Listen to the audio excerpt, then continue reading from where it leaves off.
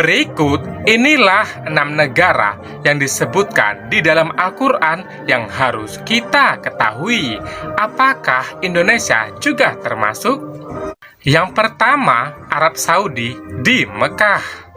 Allah Subhanahu wa Ta'ala mengatakan kota suci ini dengan berbagai nama, yaitu Bakoh di Quran Surah Ali Imran ayat 96, Ma'at di Quran Surah Al-Qasas ayat 85, serta disebut pula dengan Ummul Quran di Quran Surah Asy-Syura ayat 7 dan Al-An'am ayat 92. Penyebutan kota Mekah dalam Al-Quran ini terlihat sangat istimewa. Allah Subhanahu wa Ta'ala juga menyebutnya Ummul Quran karena kota Mekah adalah induk atau pusat seluruh negeri di dunia. Dalam ayat lain, Mekah juga disebut dengan Al-Balad Al-Amin, yaitu negeri yang aman, dan ditulis di Quran Surah At-Tin ayat 3. Yang kedua, Arab Saudi di Madinah. Kota Madinah dikatakan di dalam Al-Quran sebanyak 14 kali, tapi tidak semua kata itu merujuk pada kota Madinah. Ada kalanya kota itu berarti kota secara umum. Semula kota Madinah bernama Yastrib. Al-Quran mengabadikan nama ini dalam surat Al-Ahzab ayat 13. Madinah berarti harmoni, sebuah tempat yang dibangun oleh Nabi Muhammad SAW untuk menegakkan keharmonisan. Keutamaan kota Madinah ini begitu banyak dan tidak akan pernah lekang sampai akhir zaman. Yang ketiga, Mesir.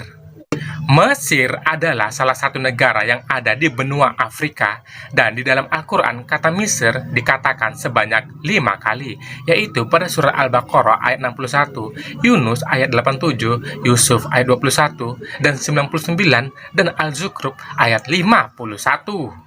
Kata tersebut dalam Al-Quran menceritakan tentang sejarah perjalanan hidup Nabi Musa alaihissalam dan Nabi Yusuf alaihissalam.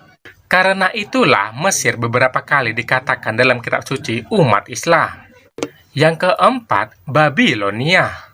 Babilonia merupakan salah satu tempat yang berada di Irak pada zaman dahulu. Al-Quran mengatakan tempat ini sebagai tempat turunnya 2 malaikat, yaitu Harut dan Marut. Sebab di sana ada banyak manusia yang mempunyai ilmu sihir.